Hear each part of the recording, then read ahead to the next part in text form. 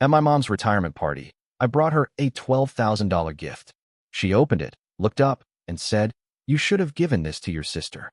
So I took it back and handed it to the waitress. "Then let her pay the bills," I said, right before removing my name from their mortgage, insurance, and emergency contact. "You should have given this to your sister." She said it like she was commenting on the weather. No gratitude, no smile. Just that line, flat and dismissive, with all the weight of a flicked crumb. I stood there, holding my glass, watching as she pushed the velvet-lined box back across the table with 2 fingers like it offended her. Inside was a diamond pendant. Not just any pendant, but one I'd had custom-made for her retirement. $12,000. Weeks of calls, fittings, and quiet planning to give her something that meant something. And all she could say was that. Then my father chuckled, and raised his glass. "Well, your sister always had better taste anyway." The laughter from a couple cousins at the corner of the room, the kind of weak, polite laughter people do when they don't know what else to do, cracked the silence. My uncle leaned back in his chair, cleared his throat awkwardly. My aunt looked away. No one defended me. No one even blinked. That was the moment I realized this wasn't about the necklace. It was never about the gift. It was about the place they had decided I belonged in their world, the margins. The reliable son, the background character, the emergency contact who never had an emergency of his own. My sister, Emma, sipped her wine slowly, smug and composed. "Honestly," she said, not even looking at me, "she deserves it more. She's been through a lot lately."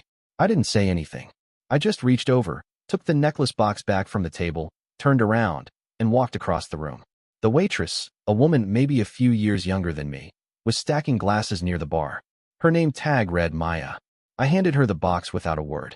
When she hesitated, I smiled and said loud enough for the whole table to hear, "Then let her pay the bills." Gasps. Clinks of silverware. The sharp inhale of my mother like she'd swallowed a shard of glass. I didn't look back. I didn't wait for them to understand.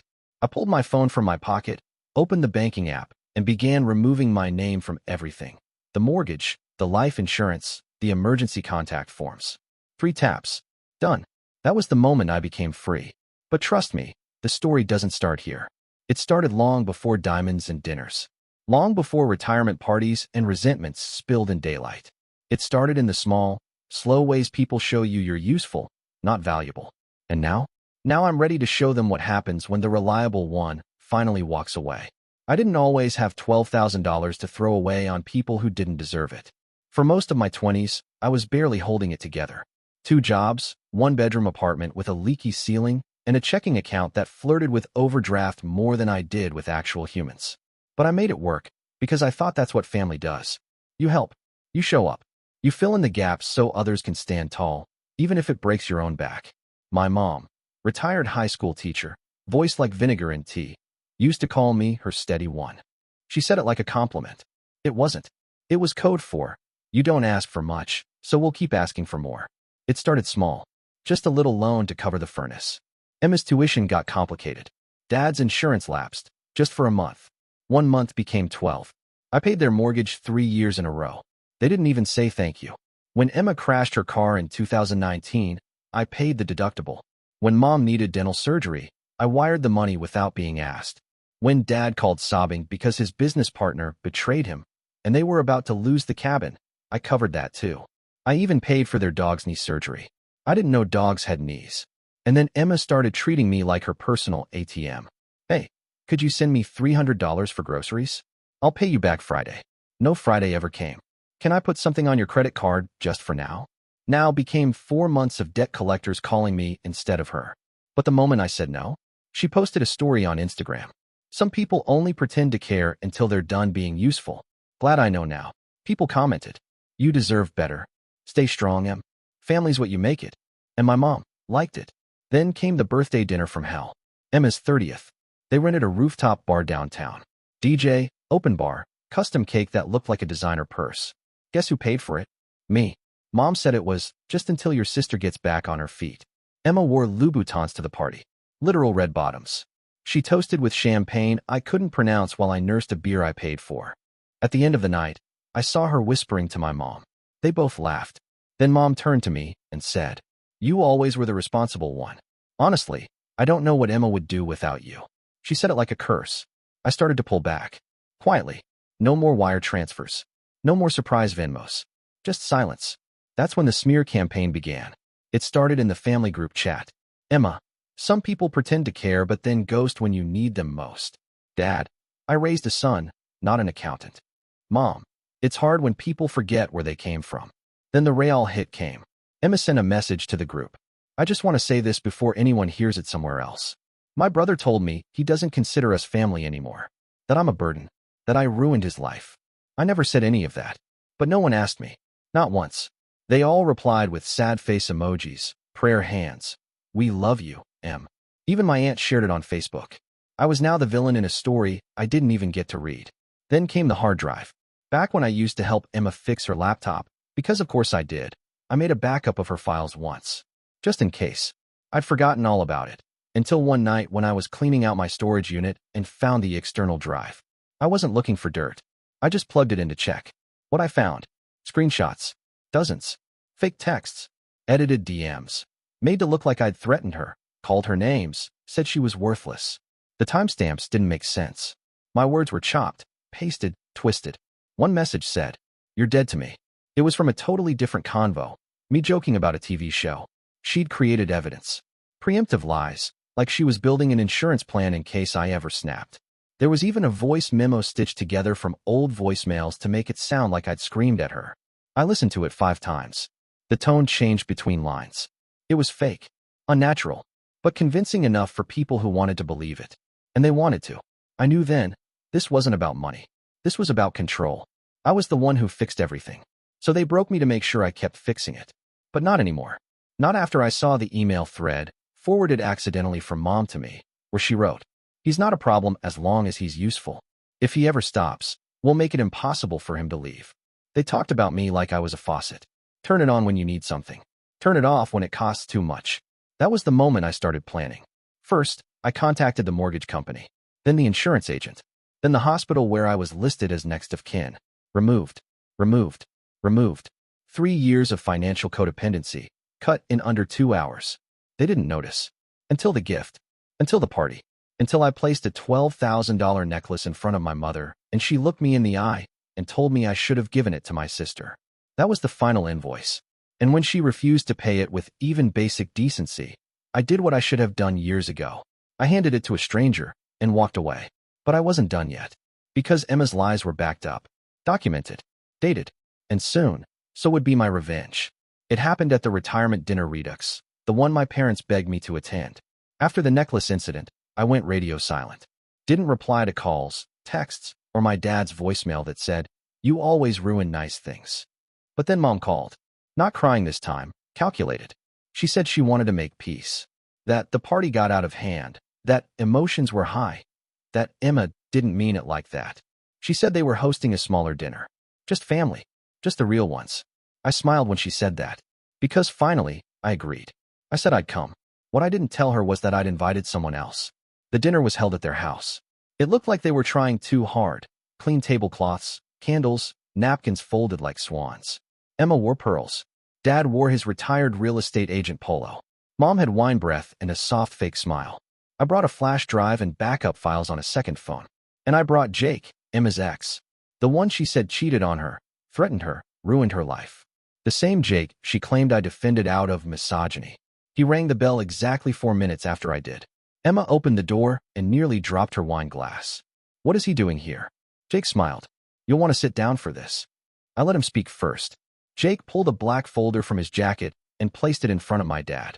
Then another one in front of Mom. And then, my favorite part, a flash drive next to Emma. He said, "Everything she ever told you about me was a lie. Here's the proof." Printed emails, bank statements, photos, even screenshots of her talking to 2 other guys while dating him. She'd been planning to pin her breakdown on Jake, complete with fake screenshots of messages saying, "I'll ruin you." My dad tried to interrupt. I cut him off. "Sit down. You need to see this." I plugged my flash drive into their living room TV. The screen lit up. First slide, a screenshot of Emma's Instagram story from 2 weeks earlier. Some people deserve to be exposed, even if they're family. I said, let's honor that wish. Slide 2, the fake text she made, edited in Photoshop. I showed the original timestamps. Then I layered in the real ones. Slide 3, voice memo analysis.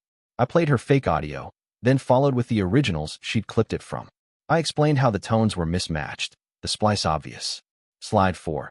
An email forwarded from Mom to Emma, where she called me an emotional liability with a good paycheck. Silence. Slide 5. The letter to the mortgage company confirming I'd removed my name. Slide 6. A screen recording of me deleting my emergency contact status. Slide 7. A copy of the email I sent to the IRS with documents Dad forged for one of his veterans' tax write-off schemes. Then I dropped the real bomb. Remember the veterans grant you used to file that small business claim? I looked at Dad. Turns out they don't take kindly to forged service records. I opened a file from my laptop. It was a scan of his DD-214 military record, blank under the active service section. Claimed service that never happened, I said. They're investigating now. And you can thank your father for that, Mom. He left the evidence on your shared drive. Mom opened her mouth, closed it. Then Jake pulled out his final trick, a letter from a lawyer addressed to Emma. Consider this a formal notification, he said calmly, of your violation of privacy, slander, and the distribution of manipulated digital evidence. You'll be hearing from us soon. Emma stood up and screamed. A full-throated shriek like something possessed had cracked open inside her. This is unreal. You planned this. You're all trying to ruin me. Jake stood. I stayed seated. Not trying, I said. Already started. Emma stormed out. Slammed her bedroom door so hard. A photo fell off the wall. My dad turned red. And I stopped him right there. Save it, I said, standing. All of you showed me what family meant the day you took that necklace and handed it to the past instead of the person who paid for your future. Mom began to cry. Don't, I said. Don't insult yourself with crocodile tears. I've got the receipts, and soon, so will the rest of the world. Then, from the hallway, a new voice spoke. Is this a bad time? Everyone turned. Grandpa was standing in the entryway, my mom's dad. 84, cane in one hand, folder in the other. He wasn't supposed to be there. I hadn't told anyone he was coming, but he'd asked to be. He limped in and dropped a manila envelope on the table. It slid across like a final judgment. My will, he said. Updated. Emma's name was blacked out. Mom gasped. Dad, you can't be serious. Oh, I'm dead serious, he said. That boy paid your mortgage. This girl lied and burned bridges like it was art. You think I'm leaving my legacy to her? Then he turned to me, eyes glassy but clear. You were the only one who ever showed up without a handout. I swallowed hard. I made mistakes, he added, but I'm not making one today. He turned and walked out. Emma didn't come back downstairs. My parents didn't say a word. Not a single one. I left without a goodbye. And outside, in the cold air, Jake said quietly, You really did it. I nodded. No, I said. I started. 3 days after the dinner, I went viral. But not for what I did, for what I posted. The video wasn't dramatic. No crying. No yelling. Just me sitting in my apartment. Calm, composed. A laptop in front of me. A folder labeled receipts. I looked into the camera and said, When my mom retired, I bought her a necklace. $12,000. Custom. Timeless. She opened it, looked at it, then looked at me and said, You should have given this to your sister. So I took it back and gave it to the waitress who served us. Because a stranger showed me more gratitude in 3 seconds than my own family did in 30 years. Then I clicked open the folder. Inside, screenshots, payment records, voice memos, email threads, proof. I'm not here for sympathy. I'm here to set the record straight. Then the real story began. I laid it all out, without theatrics, just truth. How I paid their mortgage for 3 years. How Emma faked messages, doctored audio. How my parents believed her without question. How they threw me away the second I stopped paying. How I discovered irregularities in my dad's military paperwork, and why I reported it. I didn't name names. But the evidence was shown, with redacted screenshots, voice clips, and a blurred-out image of Emma's "You ruined my life" group chat post. At the end of the video, I looked down and said, I'm not bitter. I'm done. Family doesn't mean loyalty. It means truth. I uploaded it. Just to get it off my chest. What I didn't expect. Over 4 million views in 48 hours.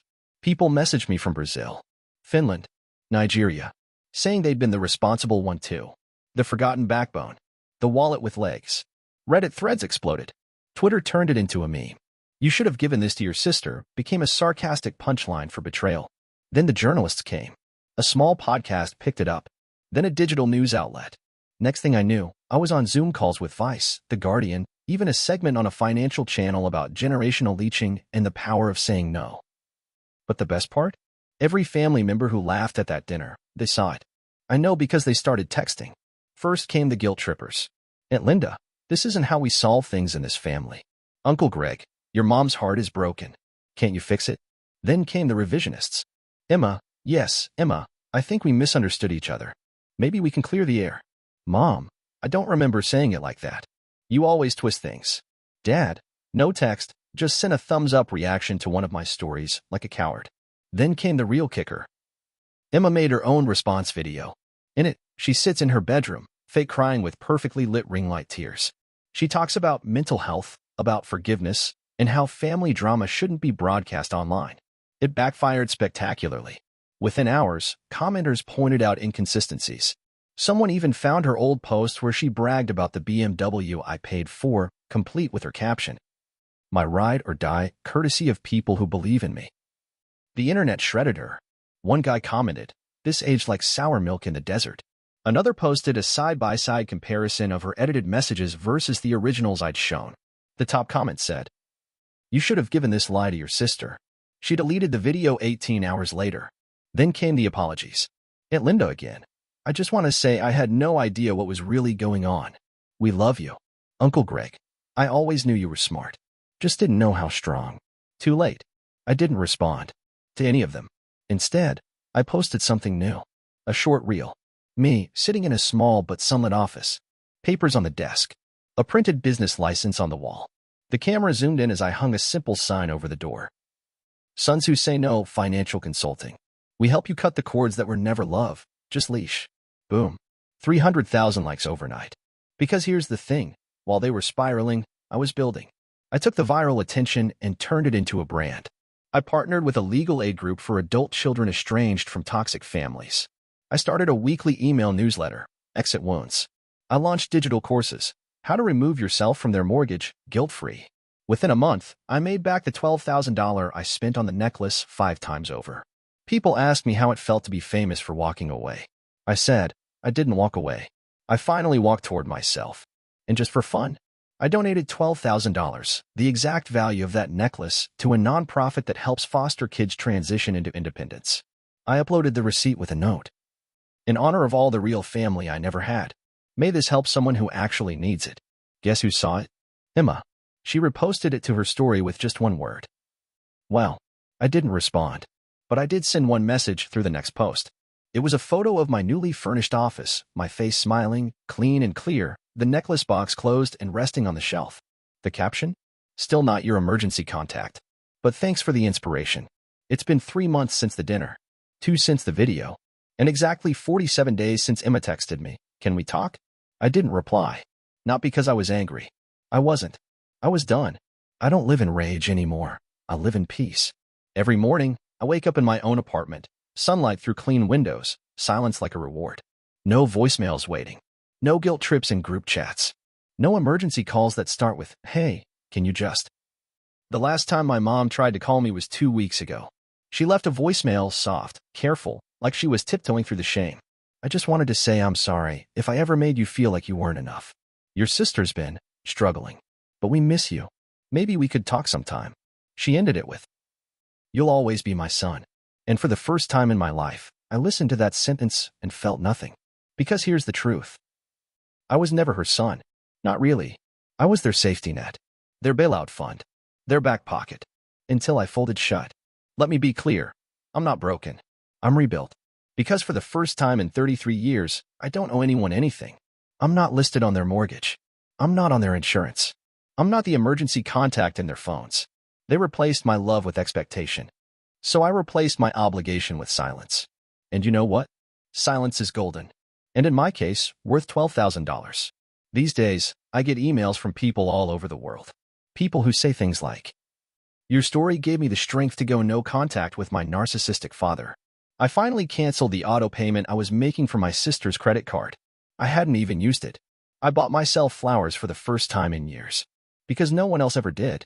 I print those out. Hang them on the office wall. It's the only family tree I recognize now." Last week, I walked past a jewelry store. In the display window, a pendant, not unlike the one I gave my mom. I stared at it for a second, then walked inside. The clerk smiled. "Shopping for someone special?" I smiled back. Yeah, me. I bought it. No box. No bell. Went home. Hung it on a nail by my front door, next to the key rack. It glints in the morning light like a promise. Never again. And for fun, I had my number changed. And just to put the cherry on this very public Sunday, I bought a billboard. Small one. Right outside the neighborhood where they live. Nothing fancy. No photos. Just black text on white. You should have given this to your sister. The son who left. Bottom right corner. Sons who say no. Let them read it. Let them explain it. Let them live with it. As for me, I'm already writing the next chapter. And spoiler alert, they're not in it.